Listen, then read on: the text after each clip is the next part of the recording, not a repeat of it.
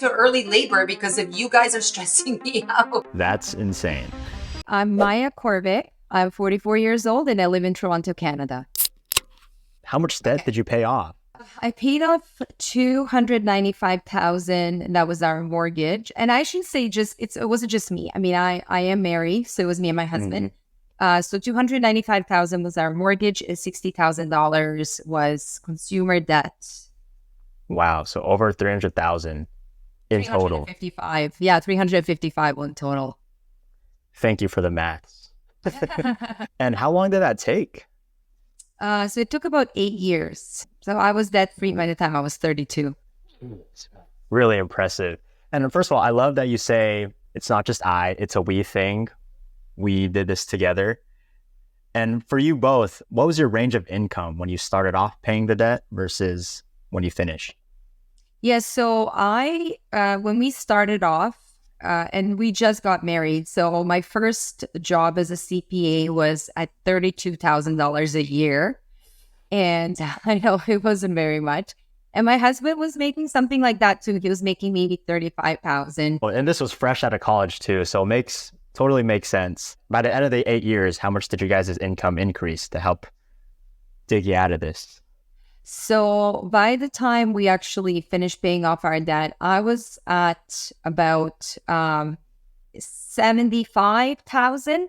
I was working part-time, so probably could have made more money, but we had 2 kids. So I was at $75,000, and I think he was about at like $100,000 or a little more. Big jump.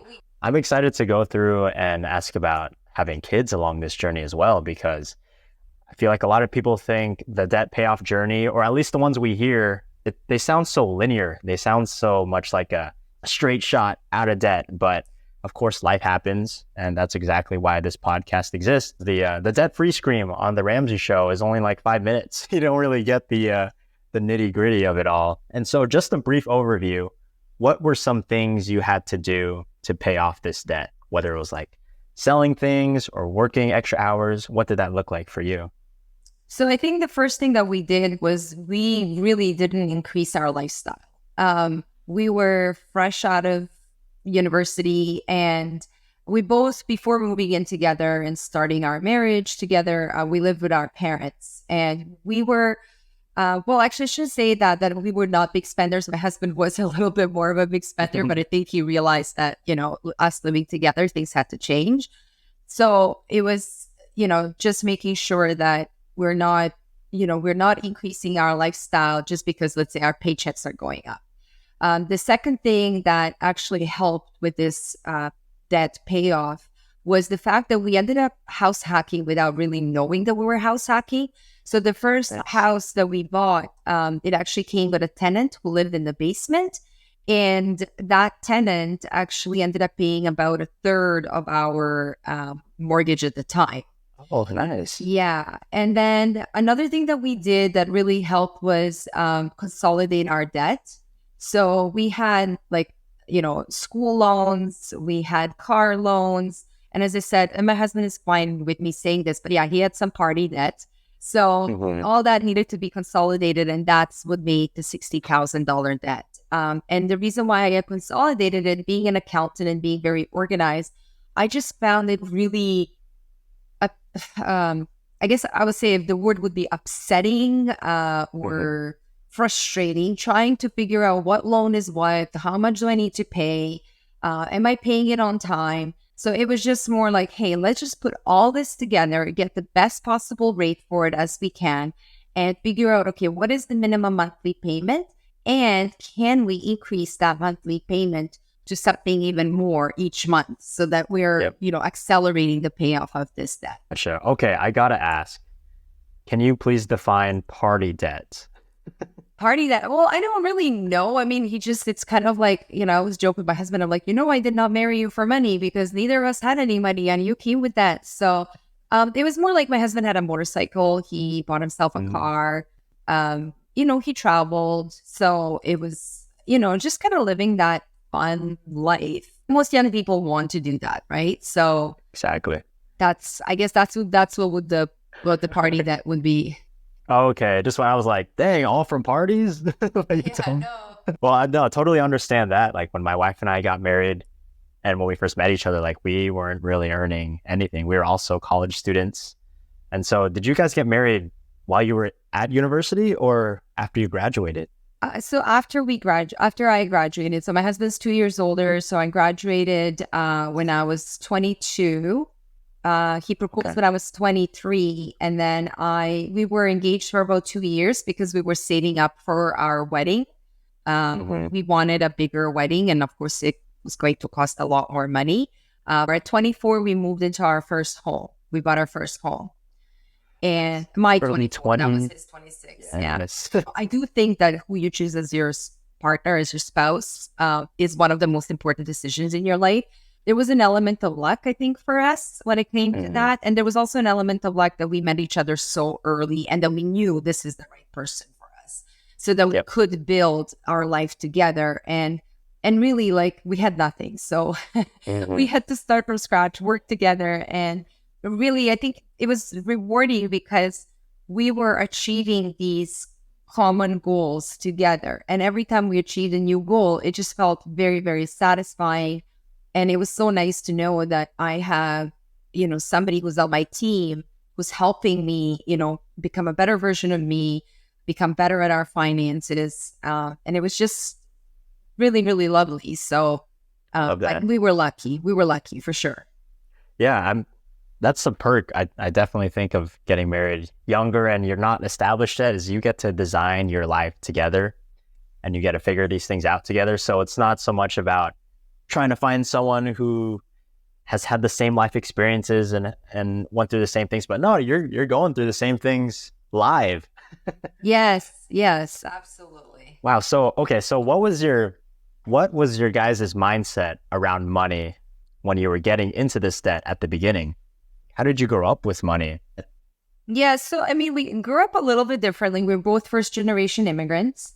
For me, I immigrated from war torn Bosnia when I was 15. Mm, And I immigrated to Canada with my parents and my brother. We only had 2 suitcases and $50 when we immigrated because we lost everything in the war.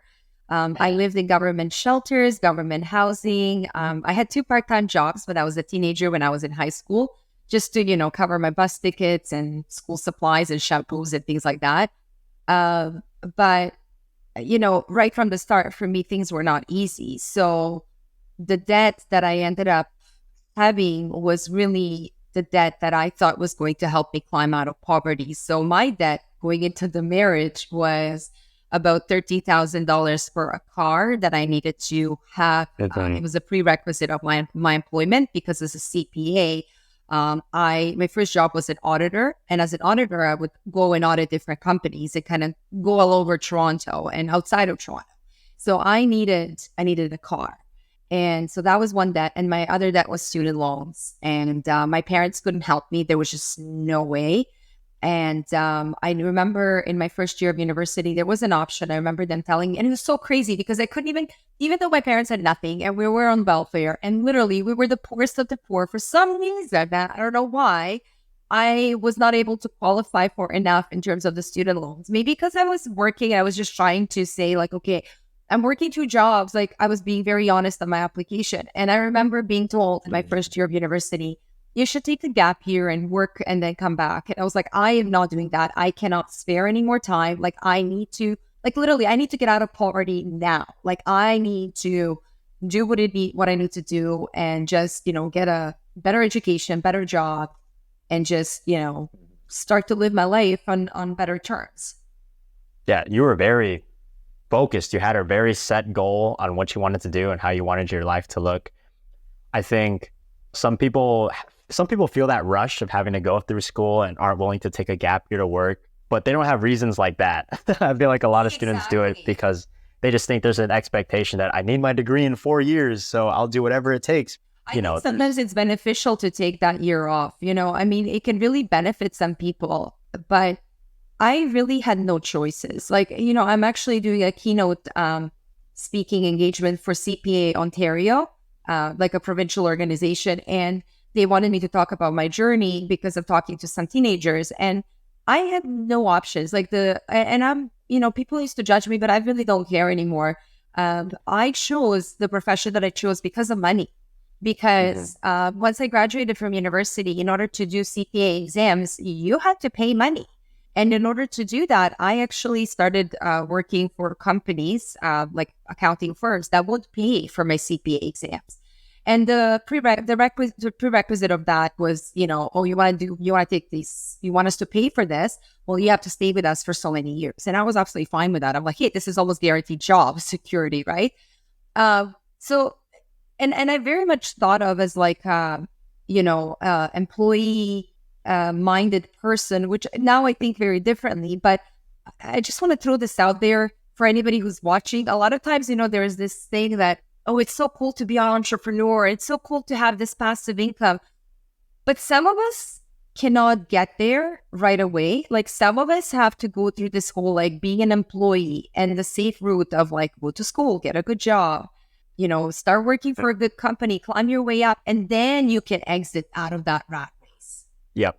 Yeah, because I got a finance degree. My whole major is just all about, if you're going to build a business, everything's based around leverage and using debt to start your business. But, a lot of times your income in the first place, that's your biggest wealth building tool. And sometimes you got to first work that job, and nothing's wrong with working corporate because you kind of learn the structure. I feel like you learn how a business runs, and then you can use that income to go and do what you want to do if you want to go entrepreneurial. So when it came down to finally you were out of school, out of university, you were looking to get married, but you're also looking to pay off this debt. What was the moment where you decided you were going to be very intentional about paying off this debt? About a year just before we got married, we started thinking, okay, we're probably going to need a place where we're going to live. My in-laws actually offered that we live with them. And I was like, I don't think that's a great idea. So I thought maybe, not starting out. And I love that they're really great people, but I really do believe that everybody, needs their own place, their own space. So I thought we were going to buy an apartment, maybe like a small condo, something that it seemed affordable considering our salaries. My husband had bigger plans. Obviously, he's the dreamer in the relationship, and he wanted a home. So one of our friends was a real estate, or he's still a real estate agent, but we promised him that we're going to come to one of his open houses just to show interest, right? And so it was really funny because we showed up, and I mean, it was the first house we saw, it's the first house we bought, and of course he sold us this house, and that was not what we're planning to do. But I remember doing the math, and I said to my husband, I said, based on our incomes, after tax incomes, and even with the tenant, we're going to be house rich, cash poor. Like we will not be able to go out. We'll have enough for food and to pay the bills, but we're like, there's no money for like, to go out to have fun, to go to a bar, restaurant. No margin.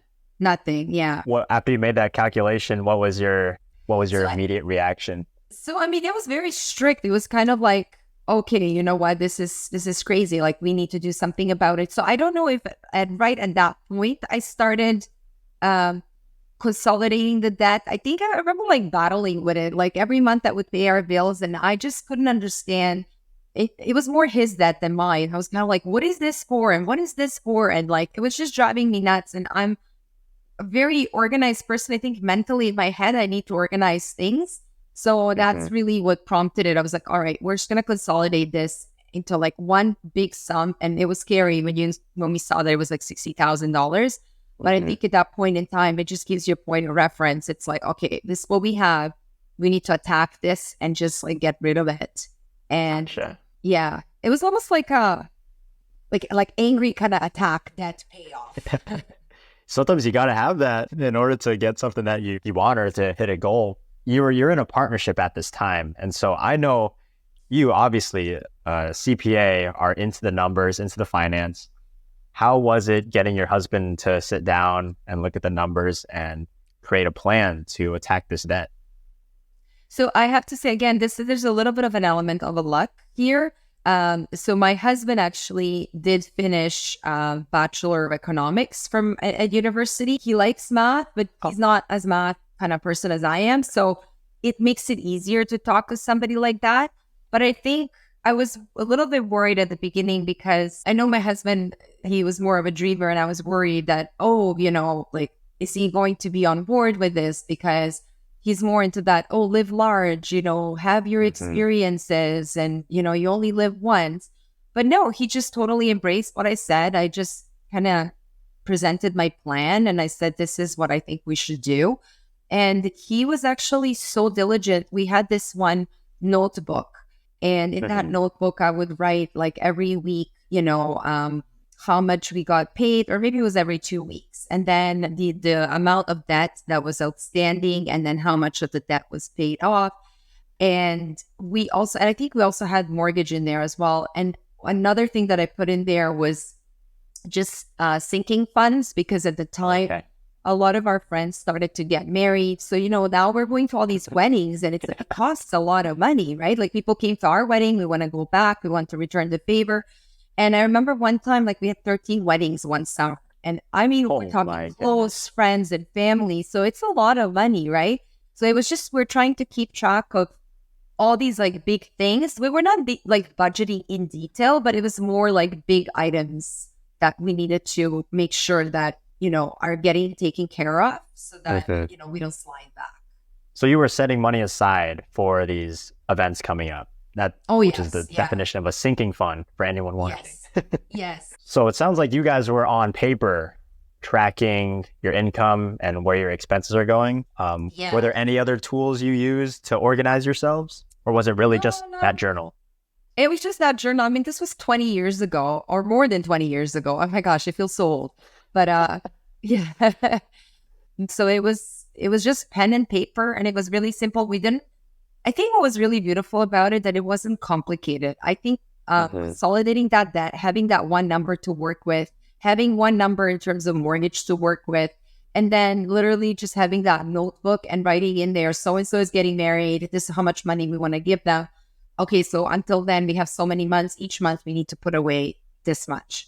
And then, or maybe like it was a trip we wanted to take or something. And it was just like, okay, how much money we need to put away. And it was really simple. It wasn't complicated. It all fit on one page, like literally one like page. And it wasn't a big book either. So, but I think it just helped us keep track of where we were at. No, I think simplicity is key when you're trying to make a plan and reach a goal. And especially if it just fits on one page, you can just look at it and not be fidgeting through, because we want to eliminate as many steps in between in order to make it easier for yourself. And so let's try to dive back in the archives here. Do you remember how much that debt payment was when you consolidated it? Goodness, I really don't remember that. But I can tell you that based on debt repayment, all the bills, mortgage, buying food, like we had nothing left. Like, I mean, we were at zero. So, but it didn't last for too long, because we both applied for better jobs, and then we were able to get better jobs.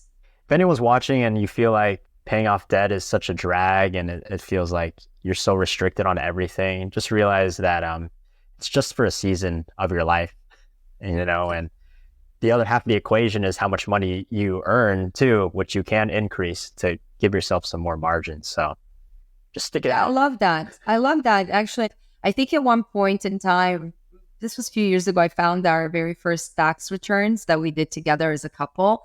And it was so funny. And they were so thin. There was like nothing in them. But it is really for a season. If you can tell yourself that, just to keep yourself going, it is true. It's not, I've been there. And now I live a completely different life because of those decisions that I made back then. And I'm very, very grateful for making those decisions. That's amazing. And just to educate the viewers too, what is consolidating your debt? Or what does consolidating your debt look like? Yeah, so it's really simple. Like, as I said, my husband had a motorcycle loan, a car loan. I had a car loan. I had student loan was separate, sorry. But I think he also had some consumer debt, like I call it party debt, but it was more like experiences and whatnot. So instead of like paying 4 different bills for those different debts, we ended up going to the bank and saying, okay, this is the debt that we have. We would like to, can you give us like one debt? Can we borrow enough money to pay off everybody. So to pay off the car loan people, to pay off the motorcycle loan people. And then we will just have one debt with you. And that debt, once all these things are paid off, it turned out to be $60,000. And that's the debt that we were paying off to the bank. Gotcha. And for you, that was just mentally helpful in approaching this mountain. Absolutely. Yeah, it was just so much easier. It's like one payment. We tried to negotiate the best rate we could possibly get. And then every time we had a little bit of extra money, it was like, okay, let's just pay this off as much as we can, as quickly as we can. Do you know what scenarios would it make sense to consolidate, and what scenarios would it not make sense? I mean, there are different debt payment approaches. Some people prefer to like start paying off. They list all their debt. And so they say, okay, this debt has the highest interest rate. And because it's the highest interest rate, it's costing me most. So I want to pay that off quicker. So in that case, you just focus on paying off that debt as much as you possibly can. All your other debts, you're just making minimum payments.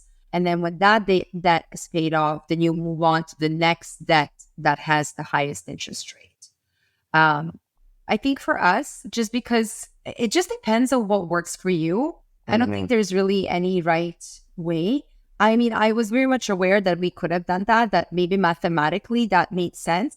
But sometimes, math can be right, but sometimes you have to have that internal peace about something. And for me, I was not having internal peace with this, all these different debts and like what was going on. I just like couldn't keep track of things. And life is already busy, right? Like we have so many other things going on. So for me, personally, it's just easier to simplify it.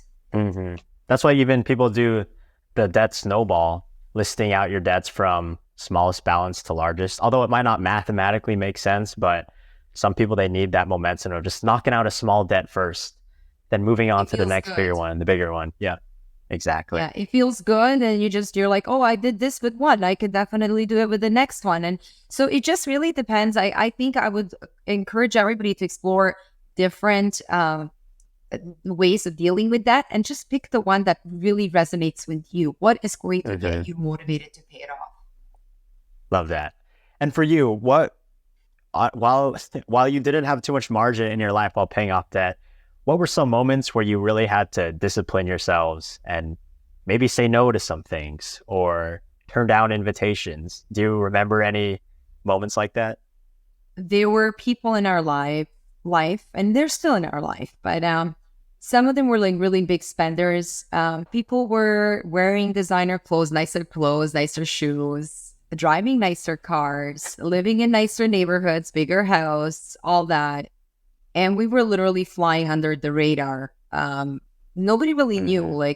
People just thought, whatever. And it wasn't until we paid off this debt and we were actually now able to go on fancy vacations, and we ended up buying a beautiful property and we built our own house. And all of a sudden, everybody was like, wow. And to be honest with you, I prefer flying under the radar. I'm not a flashing person. I don't like to be in the spotlight. But for those of you, we talk about seasons, and for those of you where it's so hard to do this, trust me, it is so sweet years later to look at how far you've come and all those, people. Like I remember one time, like I was actually pregnant and I went shopping I was pregnant with my first child. So I needed to get some maternity clothes. And I ended up going shopping with someone, and she's a big spender, and she still is. But, I bought what I thought I needed, like some neutral outfits. But, when you're pregnant, like you really need stuff. But I remember spending $300, and we're walking through the mall, and I said, oh my gosh, like, I can't believe I just spent $300. And she's like, girl, what are you talking about? I spent $400 on my jeans alone, and you bought like 5 pieces of clothing for $300. And I'm like looking at her, and I felt so ashamed to be even saying that I'm like worried about how much I was spending. And then here we are, and I look at where I am now and where she's now, and it's not about like putting other people down. It's more about like one day you're going to be able to tap yourself on the shoulder and say, you know what? All those decisions, they pay off.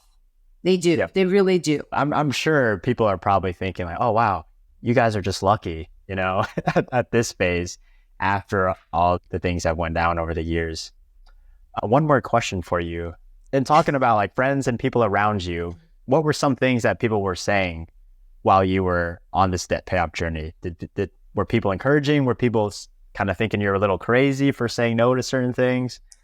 I think a lot. I mean, we had some people make fun of us during that whole process. I remember because I'm a CPA and I was asked to write a blog about. It was actually 3 blog posts. I was hired. It was like a side gig. I was hired to do them, and I think one of the blog posts was about holidays. And they wanted something to post for December or November, and I think the title of it was party on a budget or something like that. And I remember certain people making fun of me. They're like, oh, party on a budget. Like what? Like you cannot spend money, or I don't even know what they were saying. And I just like, I remember thinking, I was like, okay, whatever. Like it's funny. Again, here we are now. I'm 44 and those people haven't really moved from where they were. Actually, as a matter of fact, I think they're probably in a worse financial position than they were back then. People will say whatever they'll say. I mean, some people you cannot eliminate from your life. Yeah. Maybe their family, maybe they're, but I try to surround myself with people that think like I do and people that inspire me to do better. I think over the years, our circle of friends has also changed. We're just trying to find like-minded people that are going in the direction that we're going in. No, that's huge. Yeah, having a community, people that are like-minded, super important.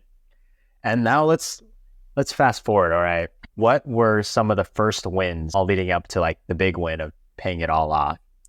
So the first win was definitely paying off the $60,000 debt, and then the second win was also paying off my student loans. I wasn't just paying minimum payments. Like I was just trying to I would increase the payments. And then it was so funny because the last 5 payments, I was just so driven. I'm like, I'm just going to pay that off in like one lump sum payment. So I call them up and I tell them, I'm like, I want to pay this off. They're like, okay, send us a check. So I send this check and this check never reached them or it got lost or something. Now they're calling me. And they're all ready to go after me with the collection agency because I haven't paid my bill. No way. And here I am arguing with them, and I'm like, you guys have records of me trying to pay this off in a lump sum payment, and it's just going back and forth. And it was that I just remember it being so frustrating that last little bit. And of course, when you call the customer service, you're always talking to a different person. In the end, I managed to get one person, and she. And I said, I need to speak with you. Every time I call, I need to speak with you, not anybody else. So she's like, but we don't work that way. I'm like, I need to pay this off. And I'm like, you guys cannot send me to the collection agency. I'm trying my best. I'm like, I've been paying off more than a minimum. That particular debt felt so satisfying when it was paid off because it was fine until I tried to make this one lump sum payment, just pay it off early. And it completely went the wrong way. It was like a nightmare. But once it was paid off, and I was actually pregnant with my son at that time, and I said to her, I'm going to go into early labor because if you guys are stressing me out. But in the end, it was just very, very satisfying. Yeah. Well, when you're trying to do something good, I feel like there's always a little obstacle, right? Put in your way. And I think that's an important principle too. You got to be diligent. And you can't just expect them to figure it out. No one cares more about your situation than yourself. So you got to go in. You got to go in and make things happen. What did you do to celebrate when you paid off the $60K? You know what? It's so interesting that you're mentioning that because I don't think we did any. I don't celebrate things. I really should celebrate a lot of these things. We didn't even celebrate our mortgage payoff. It's so funny that you asked. And I don't even think we thought about it. We should go have a celebration now. Now you should, yes. Now you have a reason for more party loans. Yes, yeah, party loans, exactly. Your celebration was walking into your house, stepping on your lawn that you now owned 100%. Exactly, yes. For someone that's in your situation right now and they're not feeling motivated, what would you tell them? Figure out what motivates you. What is your dream? Is the dream just to be able to dream, to be able to sleep at night and not worry about the loans? is your dream, if you have children, is your dream to provide a better life for your whole family? But, just like visualizing just like with energy, with emotion, what is going to feel like when you like, how nice is it going to be that you don't have these bills anymore? And what you can potentially do with now this money that's being tied up with debt. Can you take a vacation? Can you take your child on a vacation? Can you take your parents on vacation? Can you, I don't know, pursue hobbies that you care about? Like, I think if you can just find the time to dream about that, I think that can definitely inspire you. It's amazing. And then my last actual final question. Now that you were able to pay off debt and you were able to be debt free, what were some ways you were now able to be more present and serve others? And what kind of things have you been able to do to, I guess, contribute now that you weren't having to worry about this debt? It's a great question. So when I was 32, once we paid off our debt, I didn't have to work anymore. I didn't have to work, period. And so I was working a lot, for an accounting firm before that. But I had two very small children. So I wanted to be more present for my kids. But I'm also, there's all kinds of moms out there. I'm one of those moms that I love my kids, but I also need some work-related thing to do in addition to being a mom. So I like to be a little bit of both. So I was actually looking for something that would make a difference in my life that I actually wanted to pursue. And that was really teaching others about financial literacy, in particular, teaching kids about financial literacy. And that's how my company was started. But the beautiful thing about starting my own company was that I was able to structure my schedule around my kids. So I was able to always drop them off before they went to school. I was there to pick them up. I was there for every field trip. I was there for every assembly or presentation or whatever it is that was important to them. I drove them to all their activities and I did my work in between those times. And the work that I'm doing is the work that really matters to me, because as an accountant, I saw people that were struggling with money and with debt, and they had sleepless nights. And I realized that one way to combat that is to actually teach younger generations, because most of us were not taught about money in school or by our parents. So that's kind of what my company intends to do. Our mission is to educate every child to be financially independent adult. And so the fact that I paid off all this debt, it enabled me not only to be more present with my children and my family, but also to start a business that I absolutely love. And I think it makes a difference in the world. I love that. That mission is very closely aligned to why I'm doing this. Kind of help these young people get their adult life started right. You have a business now just built around helping parents teach their own kids financial literacy. Where can people find that? Because I'm sure people who have listened through this thing want to stay in touch and want to hear about what you're doing. Yeah, so please stay in touch. I do have a big presence on Instagram. My Instagram handle is teach.kids.money.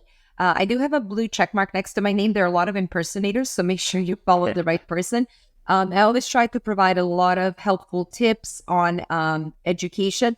But it's funny, it's not only the parents that follow me, it's also some younger people that follow me as well, because they say they're learning from me. Instead of them learning as kids, now they're learning from me. I also just published a book called From Piggy Banks to Stocks, The Ultimate Guide for a Young Investor. So it's just directly behind me over there. Hey, okay. Yeah, and it's available on Amazon. It's a really great book because it teaches basics of investing in a language that a 10-year-old can understand. And it's really non-intimidating. It's okay, I'd just like to show you. Heck yeah, quickly. please. Yeah, so it's very cool. Originally, I was intending it for kids, but I had these families that were testing it, and it was the parents that were most impressed by it because they said they finally understood investing in the stock market and how it works. So this is available on Amazon. Awesome. From piggy banks to it's called From Piggy Banks to Stocks, The Ultimate Guide for a Young Investor. And you'll find it also by my name. If you just search by my name, it's Maya Korvik. Perfect. And I love it because it looks so non-intimidating. That's probably why parents love it too. Yes, and that's what I've been told. Because it's not intimidating, because it's not just that it's colorful, but literally everything is explained in a couple of sentences, like terms like, what's a dividend, what's a capital gain, and just like, I guess this is a book that I wrote for myself. I wish I had this book when I was a teenager, because as a teenager, I knew investing was important. I just didn't know how to learn it. And even as a CPA, like once I graduated from university, some of the books that I was reading, they're fantastic books, but they put me to sleep. I needed something like this. It's kind of like the Dummies series, Yep. Dummies. Yeah, that's what this is. And it literally like covers all sorts of topics, like what's inflation? Why do we need an emergency fund? Like, yeah, what are dividend kings, dividend aristocrats, and like ETFs and things like that. So yeah, it's really fun. That's perfect. So needed in today's world. Well, thank you, Maya, so much for hopping on the No Secret podcast. It was great to hear your story and hear about, the nitty gritty details of what it takes to pay off over $300,000 of debt in 8 years. Make sure you guys please subscribe if you want to hear more relatable stories like this, and so that you can just have some more inspiration and education when it comes to paying off debt. Peace.